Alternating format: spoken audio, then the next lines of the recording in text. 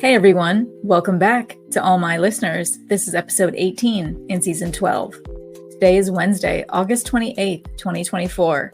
My name is Sonal Patel, and this is the Paint the Medical Picture podcast series.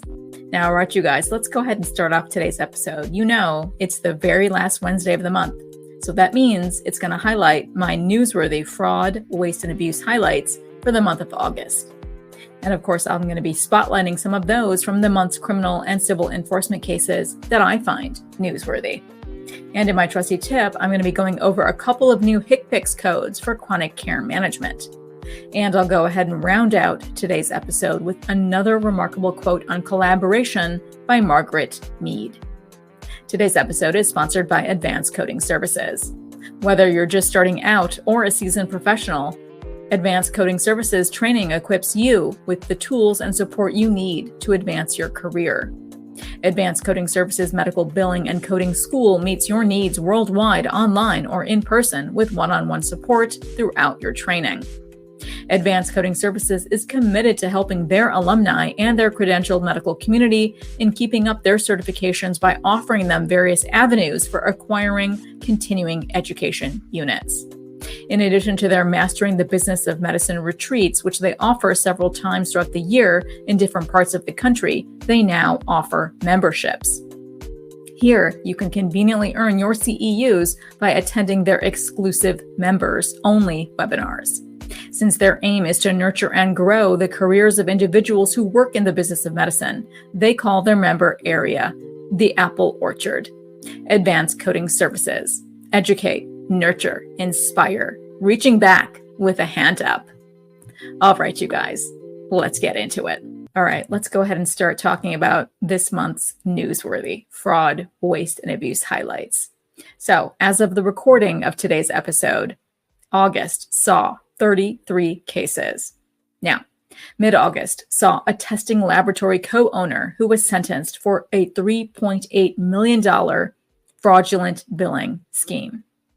The U.S. District Judge on this case sentenced a former St. Louis County healthcare company owner to 20 months in prison and fined him $100,000 for submitting more than $3.8 million in fraudulent claims to Medicare, Medicaid, and private healthcare benefit programs. Now, he owned or operated a series of healthcare-related businesses. His co-defendant, a doctor, owned Advanced Geriatric Management, LLC, which I'm going to call AGM here. Now, AGM was located in Missouri. In the fall of 2014, the men decided to open an in-house testing lab at AGM. They also opened Genotech DX, which they held out as a clinical testing laboratory, and which was located in the same building and used the same testing machine as AGM's lab. Now, the duo sought accreditation for both labs under the Clinical Laboratory Improvement Amendments, also called CLIA, which set forth quality standards for laboratories. Now, they did not disclose that both labs would employ the same part-time employee who would perform tests using the same machine. To convince CLIA to grant Genotech a final certificate of compliance in November 2015, the co-owner participated in causing Genotech to make misrepresentations to CLIA, including that Genotech's testing hours changed so that they no longer overlapped with AGM. The misrepresentations also included claims that AGM stopped lab running samples and transferred its employees to Genotech in July of 2015, and that Genotech did not begin running samples until July of 2015. When in reality, the AGM lab continued operating after July 2015, and Genotech started testing months before July 2015. Now, the pair concealed the doctor's co-ownership of Genotech for Medicare, Medicaid, and private healthcare insurers while referring urine specimens from the doctor's own practice, AGM, to Genotech. Now, the pair and other healthcare providers at AGM ordered urine toxicology tests for patients and referred those tests to AGM's lab and Genotech, which in turn sent the samples to outside reference laboratories. Both men knew AGM and Genotech did not have the necessary testing equipment to confirm the amount of given toxin in the urine testing to a high degree of certainty, according to court documents. They then billed health insurers for the testing, despite knowing that Medicare, Medicaid, and many healthcare private insurers do not allow pass-through billing or billing for tests performed by others. Now, when health insurers became resistant to paying Genotech claims, the duo created another laboratory company in March of 2015 called Midwest Toxicology Group, LLC, for the purpose of billing health insurers. Midwest was a laboratory in name only and was not authorized to perform tests on human specimens. The men never obtained a CLIA certification or any laboratory equipment for Midwest. In many of the testings of the same specimen obtained from the same person on the same day of service. The pair also falsely used Genotech's CLIA number on claims submitted under Midwest's name. Now, the co-owner admitted in his plea agreement that Medicare, Medicaid, and private healthcare insurers paid $1.4 million in pass-through billing and $2.4 million in split billing. Now, the co-owner pleaded guilty in February in a U.S. District Court in St. Louis to a felony conspiracy charge. Now, the doctor pleaded guilty in November 2022 and has satisfied the restitution owed. He also agreed to forfeit $3.1 million in assets. All right, mid-August also saw an attorney general charging a Medicaid biller for $1.2 million in false liquid nutrition claims. Now, the Attorney General of the state of Colorado filed fraud and theft charges against a woman in an alleged Medicaid fraud scheme that cost taxpayers over $1.2 million in losses. Now, she's accused of submitting false claims to the state of over $1.2 million when she worked as a Medicaid biller for Element Medical Supply, a durable medical equipment company in Colorado. Now, an investigation by the Medicaid Fraud Control Unit, or the MFUCU, in the Colorado Department of Law found that from May 2020 to March 2021, she allegedly submitted false claims for enteral formula, which is a liquid nutrition product used to feed patients who are unable to consume enough food orally. Now, while she billed millions of calories of formula, only about 5% of the product billed to Medicaid was delivered to patients. Investigators were able to link a username and IP address used to submit the claims in question to her location and identity. Now, the Attorney General said, quote, "Not only does taking advantage of the state's Medicaid system harm all of us as taxpayers, it harms the entire healthcare system by threatening to erode trust in providers," end quote. He goes on and continues, quote, "We will not hesitate to investigate and prosecute those who exploit Medicaid and the patients the system serves," end quote. Now, she is charged with Medicaid fraud and waste, false claims of $1 million or more, and cybercrime theft of $1 million or more, both of which are Class 2 felonies. The filing of criminal charges is a formal accusation that an individual committed a crime under Colorado law. All defendants are presumed innocent until proven guilty. The Colorado Medicaid Fraud Control Unit receives 75% of its funding from the U.S. Department of Health and Human Services under a grant award totaling over $3.7 million for the federal fiscal year 2024.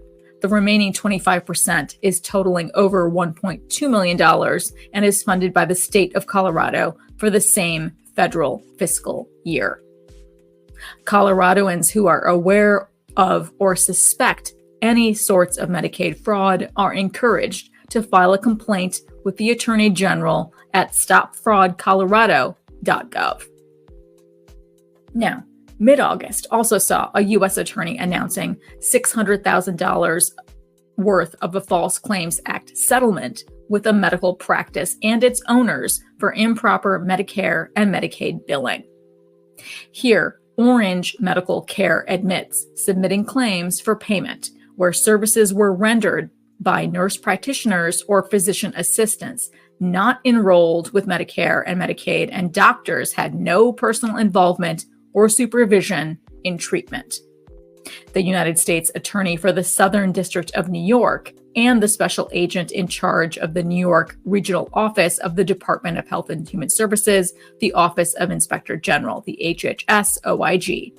They announced that the United States had filed and simultaneously settled a civil fraud lawsuit against Orange Medical Care, PC.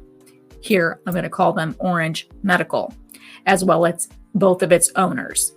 Now, the owners are both physicians who own and operated Orange Medical, which is a family medicine practice that provided primary care services to patients in New York. Now, the settlement resolves claims that Orange and the physicians fraudulently billed Medicare and Medicaid by submitting claims for primary care services that were not rendered or supervised by the physician identified in the claim for the payment, and had, in fact, been rendered by non-credentialed providers. Under the approved settlement, Orange and the physicians will pay $268,800 to the United States and have admitted and accepted responsibility for conduct alleged in the complaint as further described. Orange and the doctors have also agreed to pay $331,200 to the state of New York to resolve the state of New York's claims for a total recovery of $600,000. The settlement amount is based on the office's and the state of New York's assessment of Orange's and the physician's ability to pay based on the financial information they provided. The parties have also executed a consent judgment in the amount of over $1.6 million, which may be enforced if these defendants do not make the payments required under the settlement agreement.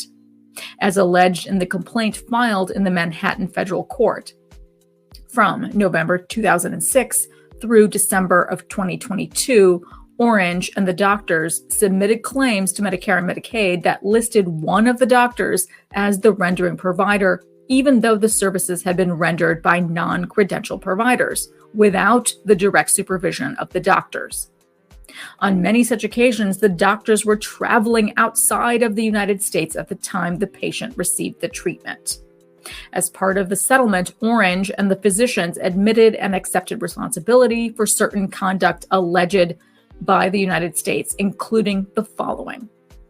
Orange and the doctors understood that they were prohibited by relevant federal healthcare program rules from submitting claims for reimbursement to Medicaid in the state of New York for primary care services if the physician listed as the rendering provider on the claim for reimbursement had not actually rendered the services, and with respect to Medicare, if the services were not, at a minimum, rendered incident to medical services actually provided by the physician listed on the claim. Orange and the doctors further understood that in order to receive reimbursement from Medicaid, a healthcare provider must be enrolled as a provider in the Medicare or Medicaid program at the time the services are rendered. Nevertheless, Orange and the doctors frequently submitted claims to Medicaid and Medicare for primary care services that listed either doctor as the rendering provider, even though they had not rendered the services for which reimbursement had been sought. In fact, the services had been performed by providers who had not enrolled in the Medicare or Medicaid programs. Further, the providers that had rendered the services were often not physicians, but instead nurse practitioners or physician assistants. On many such occasions, the doctors had no personal involvement or supervision in the treatment of the patient and were traveling outside of the United States at the time that the services were furnished. Orange and the doctors also altered patient records to reflect falsely that one of them had seen a patient when, in fact, the patient had been seen by a different provider. As a result of the conduct described, Orange received reimbursements from Medicare and Medicaid for primary care claims that did not comply with those billing rules. In connection with the filing of the lawsuit and settlement, the government joined a private whistleblower lawsuit that had been filed under seal pursuant to the False Claims Act. Now, there were also many of the other usual suspects as well, from even more False Claims Act cases, home healthcare fraud, opioids cases, even more pharmacy and lab schemes, elder abuse cases, and much more Medicaid fraud. But I wanted to pay particular attention to another one of my favorites that I've featured for years here on the podcast. That's right, mid-August saw another electroacupuncture device case. Here, the headlines read, a provider to pay $600,000 to resolve False Claims Act liability arising from billing of electroacupuncture device. Now, there were two U.S. attorneys of Pennsylvania and Delaware on this case, and they announced that PA Green Wellness, I'm going to call them PA Green here, which was a business located within Pennsylvania and Delaware. PA Green agreed to pay $600,000 to resolve liability under the False Claims Act for the alleged improper billing of an electroacupuncture device. Now, from September 2020 through July 2021, PA Green billed Medicare for the application of a percutaneous electrical nerve pulse stimulation device, the P-STIM device, in an office setting. Now, the P-STIM device is a device for treatment of chronic pain that, pursuant to the manufacturer's instructions, is affixed behind a patient's ear using an adhesive. Needles are inserted into the patient's ear and affixed using another adhesive. Once activated, this device then provides intermittent stimulation by electrical pulses. This is a single-use battery-powered device designed to be worn for several days until the battery runs out, at which time the device is thrown away. Now, there are other brand names that I've discussed for many years here on the podcast, and those brand names include Styvex, NeuroStim, AnsiStim, ePulse, and NSS2 Bridge.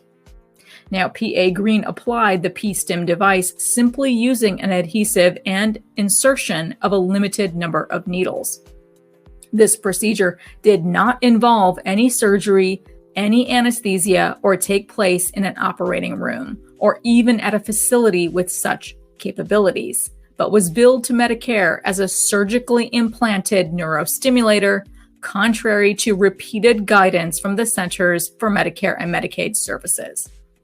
Now, on June 22nd of 2021, Safeguard Services, LLC, which is the Northeastern Unified Program Integrity Contractor of Medicare, it is their UPIC, and they provided notice to PA Green Wellness that CMS had suspended $50,000 and some change of Medicare payments to PA Green Wellness pursuant to 42 CFR Section 405.371A2 based on credible allegations of fraud.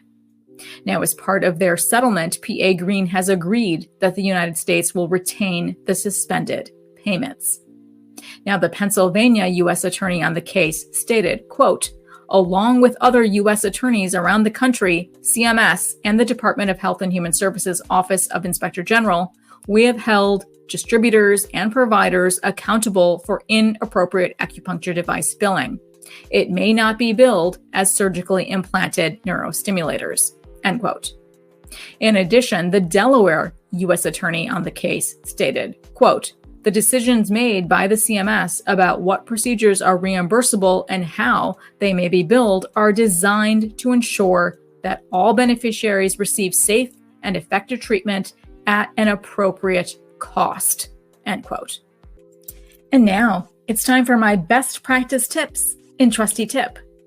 There's a new revised chronic care management or CCM booklet that provides new G-codes, those that describe chronic pain management and treatment.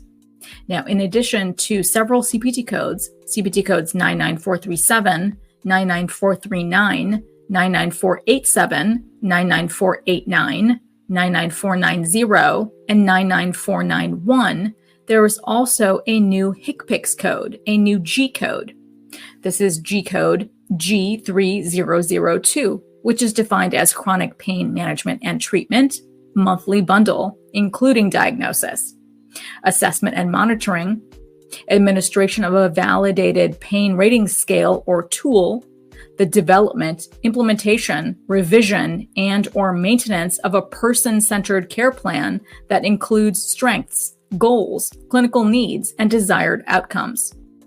Overall treatment management, facilitation and coordination of any necessary behavioral health treatment, medication management, pain and health literacy counseling, any necessary chronic pain-related crisis care, and ongoing communication and care coordination between relevant practitioners furnishing care, which means physical therapy and occupational therapy, complementary and integrative approaches, and community-based care as appropriate. This code also requires initial face-to-face visit at least 30 minutes provided by a physician or other qualified healthcare professional. First 30 minutes personally provided by physician or other qualified healthcare professional per calendar month. Now, the parenthetical note after this HCPCS code also states when using G3002, 30 minutes must be met or exceeded. Now, the second new HCPCS code, that new G code, is G3003. Now, G3003 is defined as each additional 15 minutes of chronic pain management and treatment by a physician or other qualified healthcare professional per calendar month. List separately in addition to code for G3002 when using G3003 for 15 minutes must be met or exceeded. Now remember, some important criteria when you're billing and coding and documenting compliantly for these types of chronic care management services. Like your eligible patients, right? This is a must. Eligibility for your CCM patients will have multiple, which means 2 or more chronic conditions that are expected to last at least 12 months or until the patient's death, or that place them at significant risk of death, acute exacerbation or decompensation, or functional decline. Now, what are some examples of CCM conditions? Examples of chronic conditions include, but are not limited to, alcohol abuse, Alzheimer's disease and related dementia, arthritis, like osteoarthritis and rheumatoid, asthma, atrial fibrillation, autism spectrum disorders, cancer such as breast, colorectal, lung, and prostate, cardiovascular disease, chronic kidney disease, chronic obstructive pulmonary disease or COPD, depression, diabetes, heart failure, hepatitis, including chronic viral B and C, HIV and AIDS, hyperlipidemia, hypertension, ischemic heart disease, osteoporosis, schizophrenia and other psychotic disorders, stroke, as well as substance use disorders. And finally, I focus Season 12 Spark on collaboration. I want this 12th season Spark to be filled with our world's thought leaders, writers, artists, philosophers, everyone who inspires the need for better understanding of the need for collaboration. So, in this week's inspiring quote in Spark is from Margaret Mead. Never doubt that a small group of thoughtful, committed citizens can change the world. Indeed, it is the only thing that ever has. Absolutely true, right? This quote reminds us that no matter how small a group, focused dedication can lead to change. This quote encourages us to work together towards our purpose, letting one another's voices be heard, be celebrated. It is this collective commitment, this collaborative effort that unfolds effective change, improvement. I'm happy Margaret Mead's spark still shines on in all of us today. So that wraps up today's episode. And as always, I appreciate you all diving into today with me. If you want more information from me, please go ahead and follow me on LinkedIn. I'll leave links to everything in the show notes below. All right, you guys. So this is going to wrap up my month of August, right? It's a whirlwind. The summer has just blown by and school has already started up. I'm seeing those yellow school buses drive around my neighborhoods. My goodness. And college classes have already begun as well. And it's definitely that time of year when, even as a well-earned adult, well up in my years, I feel a new burst of creativity and energy, and I want to do a little bit more as well. All right, you guys, I wish you all an amazing and very, very happy week ahead. Thank you guys so much for listening on today's episode, and I hope every week with me brings you closer to helping your providers paint a masterpiece. See you next Wednesday.